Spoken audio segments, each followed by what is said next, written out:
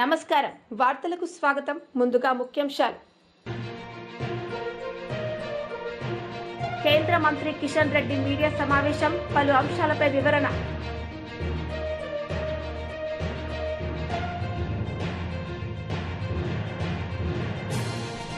మాజీ మంత్రి బొత్స సత్యనారాయణ మీడియా సమావేశం, పలు అంశాలపై వివరణ.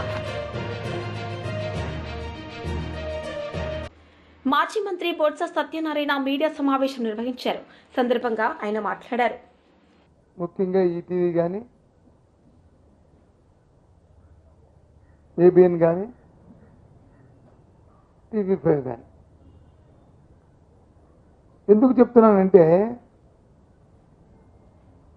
అసలు రాష్ట్రంలో రాజకీయాలు ఎంత దిగజారిపోయాయి అనే దానికి ఉదాహరణగా వీళ్ళ గురించి చెప్తున్నాను.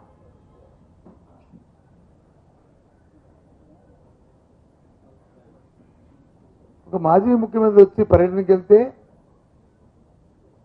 ఆ పర్యటనలో కొట్టొచ్చినట్లు పోలీసు వైఫల్యం కల్పించడమే కాకుండా నా ఫోన్ అమ్మా కాకుండా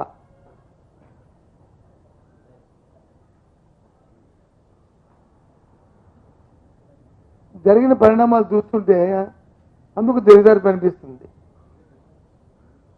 ఓ మాజీ ముఖ్యమంత్రి వెళ్ళినప్పుడు ఓ పార్టీ అధ్యక్షుడు 40% ఓటు శాతం ఉన్న ఓ పార్టీ అధ్యక్షుడు వెళ్ళినప్పుడు వారికి ఇవ్వాల్సిన భద్రత ఇవ్వకపోవడం కాకుండా మొదటి రోజు వచ్చి పోలీసు ఒక మాట చెప్పి తర్వాత వచ్చి అధికారంలో ఉన్న ముఖ్యమంత్రి లేకపోతే ముఖ్యమంత్రి తాబేదారులో వారు చెప్పిన తర్వాత మళ్ళీ మాట మార్చి ఏ రకంగా రాష్ట్రంలో పరిపాలన ఉందో చూస్తున్నాం. దానికి ముందుగా ఈ ఈటీవీ, ఈ ఏబిఎన్, ఈ టీవీ5 వాళ్ళు వచ్చి కథనాలు, డిబేట్లు, స్కోలింగ్లు, ఆ తర్వాత పోలీస్ ఇన్వెస్టిగేషన్. అంటే ఎంత దిగమజారిపోయింది, ఎంత దిక్కుమాలిపోయింది వ్యవస్థ అనే దానికి ఉదాహరణ. అండర్లైన్ చేసుకోండి. నేను ఎప్పుడు ఇలాంటి మాటలు వాడను, దిగజారిపోవడం, దిక్కుమాలని అనే మాటలు ఎందుకు వాడుతున్నా అంటే అంత సౌకపారైపోయింది. ఆ రోజు వెళ్ళినప్పుడు ఒక యాక్సిడెంట్ జరిగింది. యాక్సిడెంట్లో ఒక వ్యక్తి వచ్చి చనిపోయాడు. చనిపోయిన మాట వాస్తవం. యాక్సిడెంట్ జరిగిన మాట వాస్తవం. ఆ స్వయాన్న ఎస్పీ గారే ప్రకటించారు.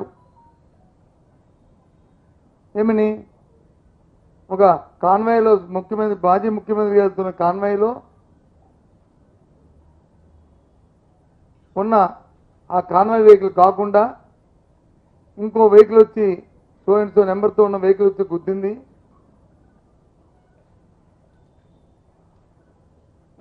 దానివల్ల చనిపోయాడనే విషయాన్ని ఎస్పీఐ చెప్పారు స్వయంగా.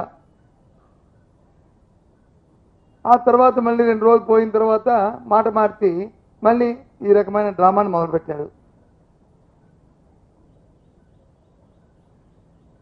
సరే, ఇవన్నీ పక్కన పెడితే నేను అడుగుతున్నా, అడ్మినిస్ట్రేషన్ గురించి మాట్లాడుతున్నాను. అసలు రాష్ట్రంలో అధికార పార్టీ తాలూకు వైఖరి గురించి మాట్లాడుతున్నాను.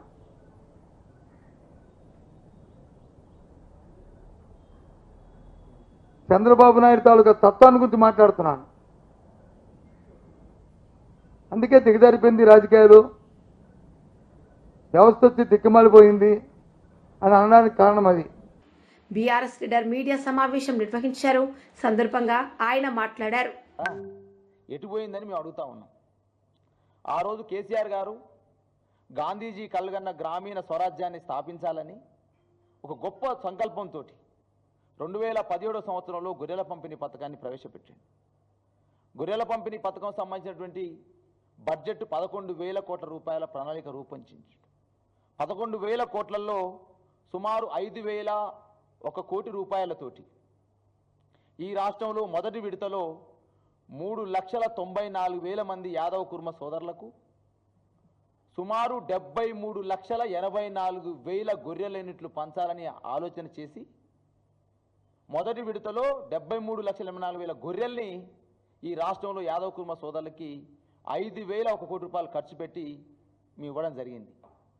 రెండో విడత సంబంధించి మళ్ళీ ప్రారంభం కాగానే గవర్నమెంట్ రాగానే సుమారు 2 మరియు మొదటి విడతలలో 4,25,000 యూనిట్లు ఈ రాష్ట్రంలో యాదవ్ కుర్మ సోదరుల కోసం 6,000 కోట్ల రూపాయలు ఖర్చు పెట్టిన ప్రభుత్వం కేసీఆర్ గారి నాయకత్వంలో ఆ రోజు ప్రభుత్వం.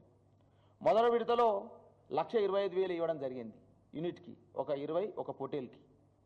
కానీ ఆ రోజు ఉన్నటువంటి యాదవ్ కుర్మ సోదరుల నుంచి వచ్చిన డిమాండ్ తోటి కేసీఆర్ గారి నాయకత్వంలో మంత్రి తలసాని సూచన మేరకు 1,75,000కు పెంచడం జరిగింది.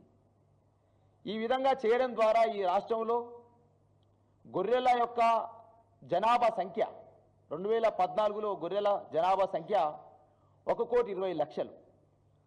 2023-22 గణాంకాలు పశు గణాంకాలు కేంద్ర పశు గణాంకాల శాఖ లెక్కల ప్రకారం ఈ రాష్ట్రంలో గొర్రెల జనాభా 1,90,00,000కు పెరిగింది. దానికి కారణం కేసీఆర్ మానసిక పుత్రిక అయినటువంటి గొర్రెల పంపిణీ పథకం అని చెప్పి సగర్వంగా మేము చెప్పినాం. అదేవిధంగా 2014 పూర్వం ఈ రాష్ట్రంలో యాదవ్ కుర్మ సోదరుల యొక్క సొసైటీల సంఖ్య చూస్తే 3,669 సంఘాలు మాత్రమే. ఆ సంఘాలలో ఉన్న సభ్యులు 2,25,000 మంది మాత్రమే. కానీ కేసీఆర్ గారి నాయకత్వంలో ఎప్పుడైతే గొర్రెల యూనిట్ల ప్రారంభమైందో సంఘాల సంఖ్య 8,109కి పెరిగింది. 8,109 సంఘాలలో సభ్యుల సంఖ్య 7,61,893 మంది సభ్యులు. ఎంత పెరిగిందో ఒకసారి ఆలోచన చేసుకోవాలి. ఆ విధంగా గొర్రెల పంపిణీ పథకాన్ని కేసీఆర్ గారు ప్రారంభిస్తే ఈ దేశంలోనే మాంసం ఉత్పత్తిలో తెలంగాణ కేంద్ర మంత్రి కిషన్ రెడ్డి మీడియా సమావేశం నిర్వహించారు. సందర్భంగా ఆయన మాట్లాడారు. ఆ రోజు తొలి ప్రభుత్వంలో మంత్రిగా పనిచేసినటువంటి డాక్టర్ శ్యామప్రసాద్ ముఖర్జీ గారు నెహ్రూ మంత్రివర్గం నుంచి రాజీనామా చేసి భారతీయ జనసంఘ్ను స్థాపించి ఆ రోజు కాశ్మీర్ పరిరక్షణ కోసం ఉద్యమాన్ని చేపట్టడం జరిగింది. ఏ రకమైనటువంటి పరిస్థితి ఉందంటే దేశమంతా 3 రంగుల జెండా ఉంటే, త్రివర్ణ పతాకం ఉంటే కాశ్మీర్కు ప్రత్యేకంగా మరొక జెండా ఉండేది. దేశానికి ప్రధానమంత్రి ఉంటే జమ్మూ కాశ్మీర్ కూడా మరొక ప్రధానమంత్రి పేరుతో మరొక పదవి ఉండేది. దేశమంతా డాక్టర్ బాబాసాహెబ్ అంబేద్కర్ రాజ్యాంగాన్ని అమలు చేయాలనుకుంటే మరి కాశ్మీర్కు స్వయం ప్రతిపత్తి 370 ఆర్టికల్ ద్వారా ప్రత్యేకమైనటువంటి హక్కులు అధికారాలు కల్పించడం జరిగింది. ఆ రకంగా దూరదృష్టి కలిగినటువంటి శ్యామప్రసాద్ ముఖర్జీ గారు జమ్మూ కాశ్మీర్ విషయంలో నాటి కాంగ్రెస్ పార్టీ ప్రభుత్వము, నాటి ప్రధానమంత్రి జవహర్లాల్ నెహ్రూ గారు అవలంబిస్తున్నటువంటి వైఖరి ఏదైతున్నదో, తీసుకుంటున్నటువంటి స్వార్థపూరితమైన నిర్ణయాలు ఏవైతున్నాయో దేశానికి నష్టం కలిగిస్తుంది, భవిష్యత్తులో అనేక రకాల సమస్యలు వస్తాయని చెప్పి ఆయన అనేక రకాలుగా చెప్పినప్పటికీ కూడా బీజేపీ లీడర్ మీడియా సమావేశం నిర్వహించారు. సందర్భంగా ఆయన మాట్లాడారు. ఇప్పటి వరకు మీరు గజెట్ నోటిఫికేషన్ ఇవ్వకుండా ఈరోజు మీరు క్యాబినెట్లో 42 ఈరోజు క్యాబినెట్లో లోకల్ బాడీ ఎన్నికల విషయంలో చర్చిస్తున్నట్టుగా మా నోటీస్కి వచ్చింది. ఎట్టి పరిస్థితుల్లో మీరు అసెంబ్లీలో ప్రవేశపెట్టిన ప్రకారం బీసీలకు 42% రిజర్వేషన్ ఖచ్చితంగా అమలు చేయాలని చెప్పి భారతీయ జనతా పార్టీ డిమాండ్ చేస్తూ ఉన్నది.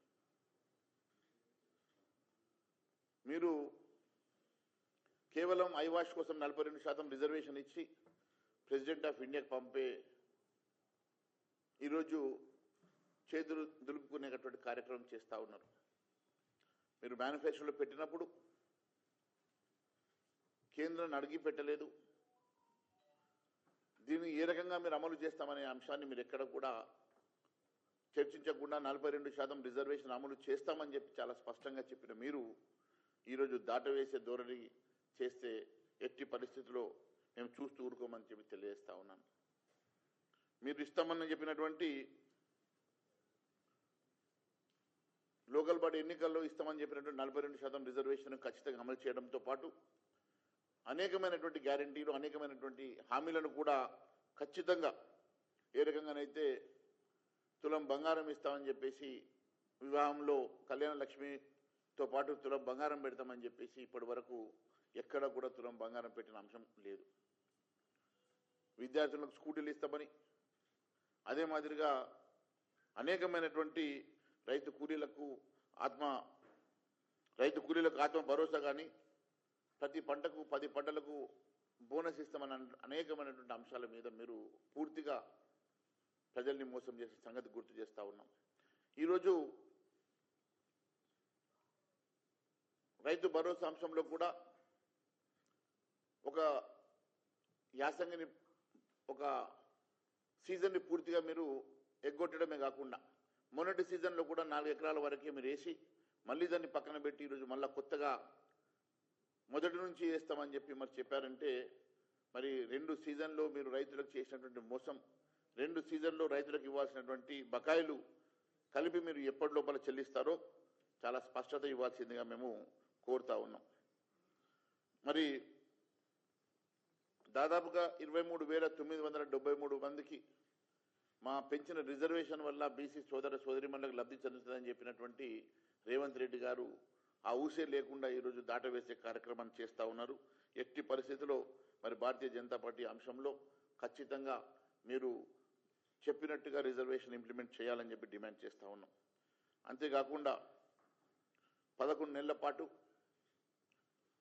దాదాపుగా లోకల్ బాడీ ఎన్నికల్లో మున్సిపాలిటీలు కానివ్వండి, అంతకుముందు దాదాపు 15 నెలల నుంచి గ్రామ పంచాయతీ, ఎంపీటీసీ, జెడ్పీటీసీ ఎన్నికలు లేక ఈరోజు గ్రామీణ ప్రాంతంలో పూర్తిగా అభివృద్ధి కుండబడటమే కాకుండా గ్రామీణ ప్రాంతంలో ప్రాతినిధ్యం లేక ఎక్కడి సమస్యలు అక్కడనే మరి వైఎస్ షర్మిల మీడియా సమావేశం నిర్వహించారు. సందర్భంగా పలు అంశాలపై ఆమె మాట్లాడారు. ఒక వైరల్ అయిన వీడియోను చూడడం జరిగింది. ఆ వీడియోలో చాలా స్పష్టంగా జగన్మోహన్ రెడ్డి గారి కాన్వాయ్, ఇంకా ముఖ్యంగా చెప్పాలంటే జగన్మోహన్ రెడ్డి గారి కారే డ్రైవ్ చేస్తుండగా ఆ కారు కింద పడి ఒక మనిషి కొద్ది దూరం వరకు ఆ కారు అలాగే ఆ మనిషిని టైర్ కింద వేసుకుని ఈడ్చుకు వెళ్ళడం చూశాను. ఇంత బహిరంగంగా అందరూ కళ్ళ ముందు ఈ వీడియో ఇంత స్పష్టంగా కనిపిస్తుంటే ఇది ఫేక్ వీడియో అనడం హాస్యాస్పదం. నిజానికి ఒక కారు కింద ఒక మనిషి పడితే ఆ స్పృహ లేకుండా ఆ కారులో ఉన్న వాళ్ళు అలాగే ఆ కార్ని అలా డ్రైవ్ చేసుకుంటూ వెళ్ళి దానివల్ల ఆ మనిషి ప్రాణం పోవడం చాలా చాలా దారుణం. ఇది ఒక ఎత్తు అయితే తప్పు ఒప్పుకోకుండా క్షమాపణ చెప్పకుండా ఇది ఒక ఫేక్ వీడియో అని జనాలను మభ్యపెట్టే ప్రయత్నం చేయడం ఇంకా దుర్మార్గం. ఒకవేళ అంతకుముందు ఎస్పీ గారో పోలీసులో నాకు తెలియదు ఎవరు చెప్పారో, ఒకవేళ చెప్పారేమో కానీ ఎవిడెన్స్ తర్వాత బయటకు వచ్చిందేమో మనకు తెలియదు. కానీ స్పష్టంగా ఒక విషయం అయితే క్లియర్గా అర్థమవుతుంది. జగన్మోహన్ రెడ్డి గారు సైడ్ బోర్డు మీద నిలబడి జనాలకు షేక్ హ్యాండ్ ఇవ్వబోతున్నారు. అసలు పర్మిషన్ ఉన్నది 3 కార్లకి 100 మంది జనానికి అయితే జగన్మోహన్ రెడ్డి గారి కాన్వాయ్లోనే 50 కార్లు ఉన్నాయట. 1000 మందికి పైగానే జనం ఉన్నారంటున్నారు. ఇంతమంది జనం మధ్య కాన్వాయ్ మూవ్ అవుతుండగా జగన్మోహన్ రెడ్డి గారు ఓ పార్టీ నాయకుడిగా సైడ్ బోర్డు మీద నిలబడి ఆ జనానికి షేక్ హ్యాండ్ ఇస్తున్నారు.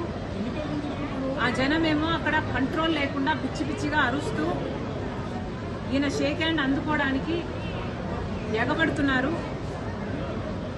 ఆ క్రమంలోనే ఆ తోపులాట్లోనే ఈ మనిషి కూడా ఈ కారు కింద పడ్డారు అనిపిస్తుంది. మరి అలాంటప్పుడు ఇలా సైడ్ బోర్డు మీద నిలబడి జనాలకు ఇలా షేక్ హ్యాండ్ ఇవ్వబోవడం తప్పు కాదా? జనానికి మీరు నమస్కారమో హలోనో చెప్పాలనుకుంటే ఒక సన్షేడ్ సన్ రూఫ్ ఉన్న బండిలో ఎక్కాలి, బస్ స్టాప్ లేకపోతే హెడ్ అప్ జనాలకు మీరు కనిపించేటట్టు ఉండాలి, మీరు నమస్కారం పెడుతూ పోవాలి. అంతేగాని సైడ్ బోర్డు మీద నిలబడి మీరు షేక్ హ్యాండ్ ఇచ్చుకుంటూ ఆ షేక్ హ్యాండ్ కోసం జనం పిచ్చి పిచ్చిగా అరుస్తూ మీ మీద పడుతూ మీ సెక్యూరిటీ మీద పడుతూ ఆ గుంపులో ఒక మనిషి మీ కారు మీ కింద పడి ఆ సోయ కూడా లేకుండా మీ డ్రైవర్ దాన్ని అలాగే ఈడ్చుకుంటూ ఆ బాడీని అలాగే లాక్కుంటూ వెళ్ళి నా కాన్వాయ్ దృశ్యాన్ని చూస్తే నిజంగా చాలా చాలా బాధేస్తుంది. ఇది ముమ్మాటికి జగన్మోహన్ రెడ్డి గారి నిర్లక్ష్యం. నిజంగానే అసలు తలుచుకుంటే ఒక మనిషి కారు కింద పడితే ఆ మనిషిని అలాగే ఈడ్చుకుంటూ వెళ్ళడమే కాకుండా పక్కన జనాలు అప్పుడు అరిచినట్టున్నారు, కారు ఆగినట్టుంది, కనీసం ఏమైంది అన్న ఆలోచన లేకుండా ఆ మనిషిని లాగేసి పక్కన వేసేశారట. వైసీపీ లీడర్ మీడియా సమావేశం నిర్వహించారు. సందర్భంగా ఆయన మాట్లాడారు.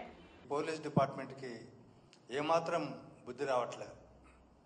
ఇప్పుడు ఇవాళ ముఖ్యంగా సత్తెనపల్లి పర్యటన వైఎస్ జగన్మోహన్ రెడ్డి చేసిన సందర్భంలో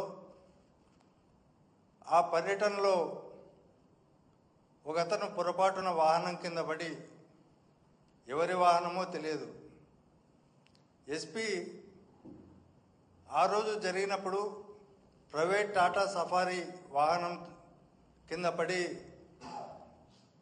దాని మూలంగా అతను చనిపోవడం జరిగిందని ఆ రోజు చెప్పాడు. తర్వాత ఆ నెంబర్ కూడా చెప్పాడు, AP 26 CE 0001 టాటా సఫారీ వాహనం. ఆ వాహనానికి సంబంధించిన యజమాని గుట్టిపాటి హరీష్, అలాగే డ్రైవర్ సాయిబాబాను 18వ తేదీ రాత్రి అరెస్ట్ చేశారు. ఆ వాహనాన్ని సీజ్ చేశారు. 19వ తేదీ ఉదయం ఇద్దరు జామీందారులని తీసుకొని వచ్చి పూచీకత్తు ఇచ్చిన తర్వాత స్టేషన్ బెయిల్ పైన వాళ్ళని వదిలివేయడం జరిగింది. ఇప్పటికీ ఆ వాహనం పోలీస్ స్టేషన్ వెనక భాగంలో, నల్లపాడు పోలీస్ స్టేషన్ వెనుక వైపున పార్కు చేయడం జరిగింది. తర్వాత ఇవాళ నిన్న ఎస్పీ గారు మరో ప్రెస్ మీట్లో తర్వాత వాళ్ళు విడుదల చేసిన నోట్లో ఏం చెప్పారంటే,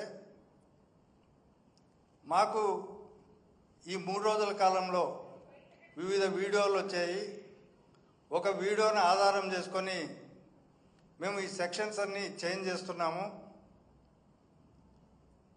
అని చెప్పి సెక్షన్ ఆఫ్ లా అంటే బెయిల్ రాని కేసులు 105 BNS ప్రకారము, అలాగే కల్పబుల్ హోమిసైడ్, తర్వాత సెక్షన్ 49 ఆఫ్ BNS, ఈ 2 సెక్షన్లు పెట్టి ఆల్టరేషన్ మేము ఈరోజు కోర్టులో వేసినట్టు మాకు తెలిసింది. దీంట్లో నిందితులుగా ఆ కారులో ప్రయాణించిన వ్యక్తులను కూడా చేరుస్తూ ఈ ఆల్టరేషన్ మెమో వేశారు. ఎక్కడైనా మనం ఈ దేశ చరిత్రలో ప్యాసింజర్స్ అంటే ఒక ఆర్టీసీ డ్రైవర్ ఏదైనా ప్రమాదానికి గురి చేస్తే డ్రైవర్ పైన కేసు పెడతారా, ప్యాసింజర్ల పైన కేసు పెడతారా? ఈ కారులో ప్రయాణిస్తున్నటువంటి వ్యక్తులపైన వార్తలు ముగించే ముందు ముఖ్యాంశాలు మరోసారి. కేంద్ర మంత్రి కిషన్ రెడ్డి మీడియా సమావేశం, పలు అంశాలపై వివరణ.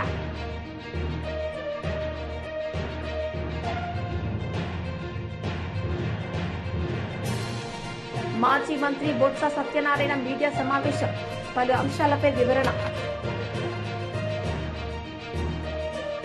ఈ వార్తలు ఇంతటితో సమాప్తం. తిరిగి ప్రసారమయ్యే వార్తల్లో మళ్ళీ కలుద్దాం. అంతవరకు సెలవు. నమస్తే.